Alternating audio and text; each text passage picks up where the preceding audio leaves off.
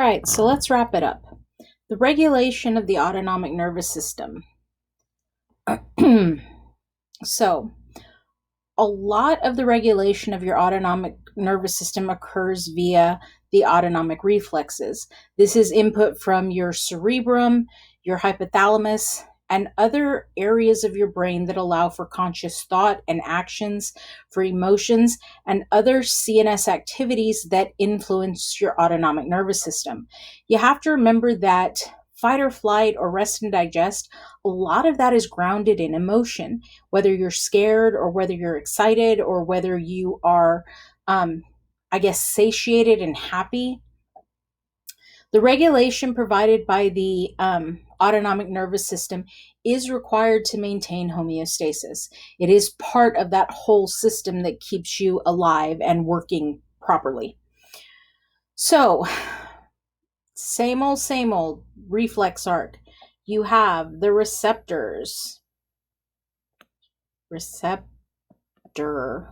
You've got the control center. And you have the effector.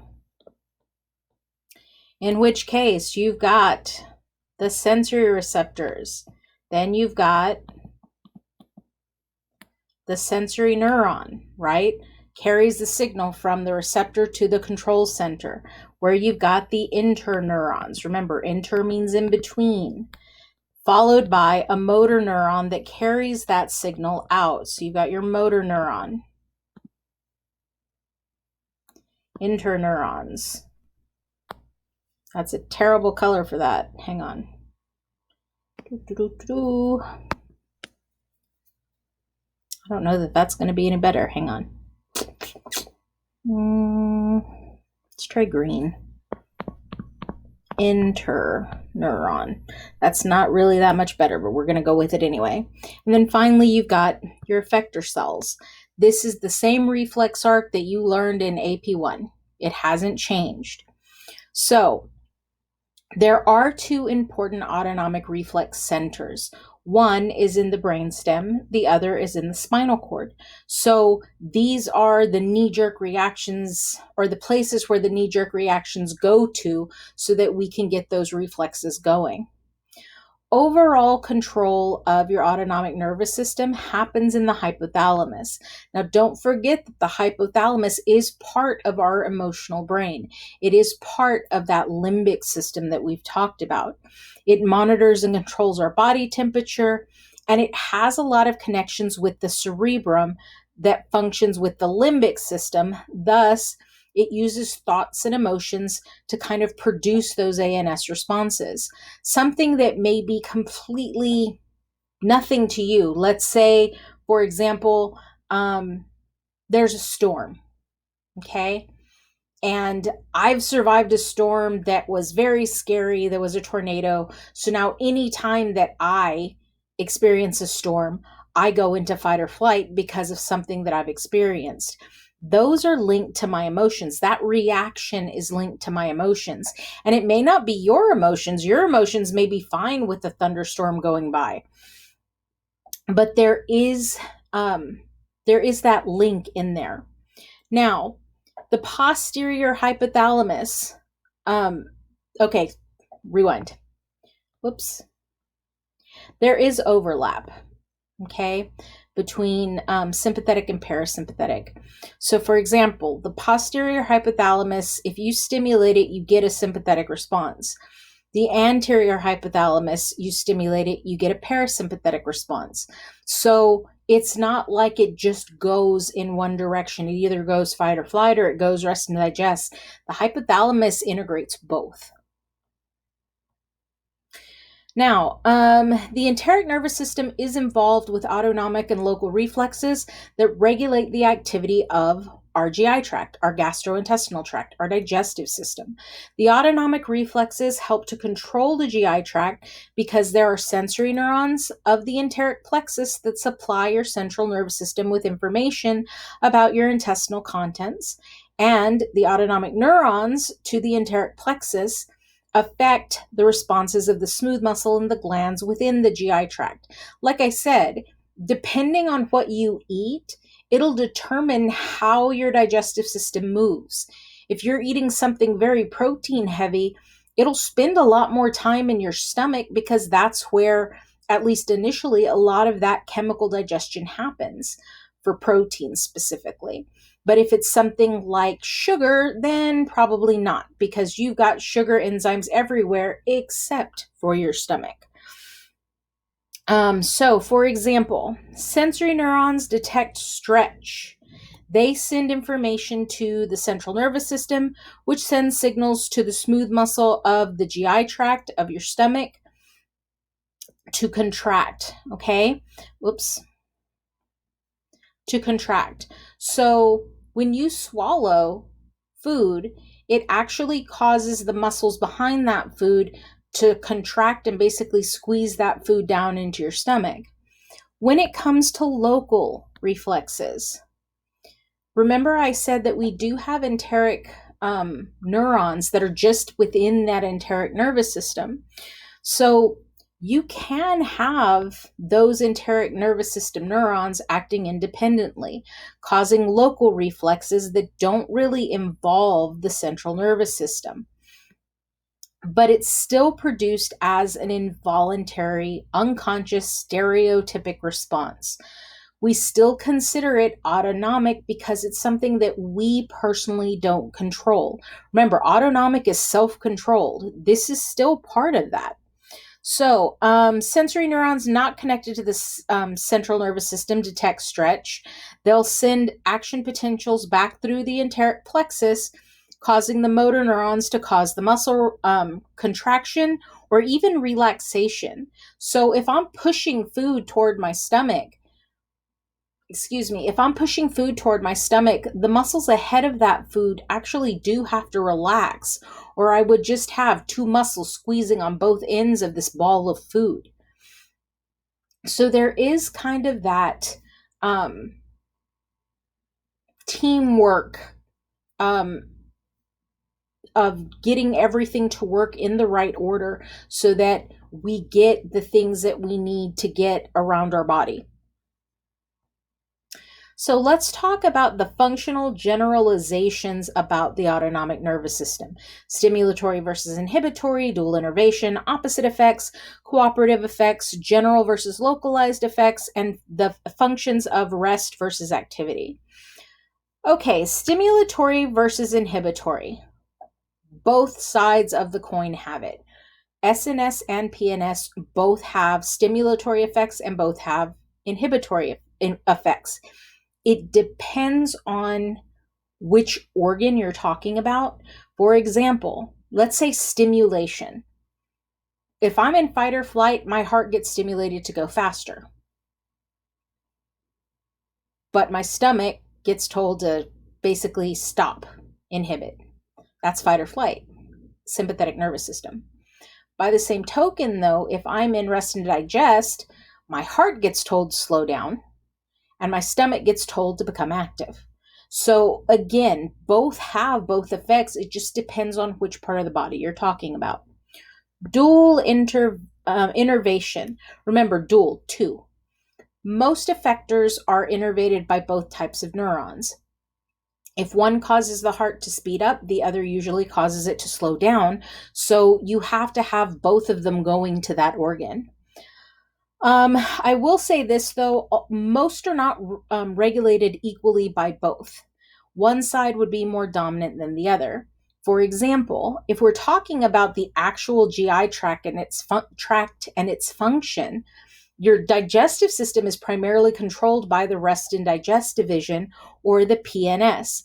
It is a lot more extensive. I've got a lot more kind of networked neurons to control that with my parasympathetic than I do with my sympathetic, but it isn't universal. For example, sweat glands and blood vessels are almost exclusively sympathetic nervous system. Now, I will say this, there is never always in science. It just doesn't work that way. But in this case, like I said, almost exclusively. Not completely, but almost. So the opposite effects. In the situation of dual innervation, the effects of the SNS are opposite of the PNS, speeding up the heart, slowing down the heart. It means that the ANS can increase or decrease the activity of a structure, but it's not always that clear cut. Why? It's science and it has to be complicated. So the parasympathetic nervous system does affect the salivary glands. And with your parasympathetic rest and digest, your salivary glands produce high volumes of very thin, watery saliva. Why? Because I want to moisten my food and get those tastes suspended so that my taste buds will react to it. However, the sympathetic nervous system also affects the salivary glands. The difference is that we produce a small volume of a very viscous or thick saliva. If I'm running away from a bear, I don't want thin saliva in my mouth. I don't want to be drooling while I'm running away from a bear. But I still need to keep moisture in my mouth so that as I'm running, moisture is still getting down to my lungs when I'm breathing. So instead, I make a very thick saliva and not a lot of volume. Again, I don't need to be drooling. Cooperative effects. Okay, one division of the autonomic nervous system can actually coordinate activities of different structures. For example, the parasympathetic can stimulate the pancreas to secrete digestive enzymes into the small intestine, but also stimulate the contractions in the small intestine to mix the food with those enzymes. So that's coordinating the effort. You got to remember that when it comes to the food in your intestine, if it's just in a ball and you basically like you're drizzling chocolate sauce on ice cream, just drizzle it on the outside, none of that enzyme is going to get into the core of that ball of food. So having your small intestine kind of mix it up and squish it up and get it inside makes for better chemical digestion. Both divisions can also work together to coordinate the activity of different structures. Now, this is the example that they mention in the book. In males, the parasympathetic nervous system is what actually initiates the erection, but it's the sympathetic nervous system that stimulates the release of the secretions from the glands and helps initiate ejaculation. So if we're talking about reproduction, both halves of the autonomic nervous system are involved. It's a cooperative effect. General versus localized effect. I said this before. The sympathetic nervous system, fight or flight, has a more generalized effect than the PNS. The SNS, because activation often causes the secretion of both epinephrine and norepinephrine from the adrenal medulla, it basically goes into the bloodstream and stimulates effectors throughout your body kind of all at the same time. The epinephrine from your adrenal gland actually produces longer effects than your ANS because it's a larger amount that's being released. The sympathetic nervous system also diverges more than the PNS. We talked about this. With the sympathetic nervous system, may have one preganglionic neuron, but I'll have multiple postganglionic neurons feeding from that one neuron. Whereas with the PNS, it's either 1-to-1 or it's 1-to-2. It doesn't really diverge a lot. Thus, when I stimulate one neuron in my sympathetic nervous system, I can actually stimulate quite a few different things all at once. It's simultaneous. So it can result in a greater stimulation to effectors. The SNS, sympathetic or rest and digest, often activates many different kind of effectors simultaneously, but it can isolate. Again, that one-on-one relationship, one-on-two relationship. So rest versus activity. Sympathetic nervous system, I've said it throughout the entire chapter, is fight or flight. It functions under conditions of physical activity or stress. Yes, I talked about a bear being in my backyard, but even if I were to, let's say, go to a Zumba class, technically, because I'm physically active during that Zumba class, my SNS takes over. It decreases the activity of organs that aren't really essential for your physical activity. And it shunts the blood, the nutrients to the structures that are active during that exercise. So if you've ever gone to the gym and you've been kind of hungry, not a lot, but just a little bit hungry, and you start working out, you'll notice that you're not hungry anymore. And one of the reasons is because of this. I'm in physical activity now. I don't need to worry about my digestive system right this second. With your parasympathetic rest and digest response, it functions under resting conditions. It regulates digestion by increasing the secretion of glands, promoting the mixing of food with digestive enzymes and bile, and moving material through the digestive tract. Its primary function is vegetative. I need to process the food that I've been given. I need to repair. Let's say during Zumba class, I pulled a muscle, so it'll start repairing the damage from that. It's also involved in defecation and urination. If I'm processing food, if I'm cleaning or filtering my blood, I'm going to make urine and I'm going to make fecal material. Increased activity of your parasympathetic nervous system will lower your heart rate and your blood pressure. It constricts your air passages because you don't need to be taking big, huge, gulping, gasping breaths of air if you're not running from something or working out. So by doing that, you're decreasing your air movement. Again, if you follow the logic of rest and digest versus fight or flight, these things make sense.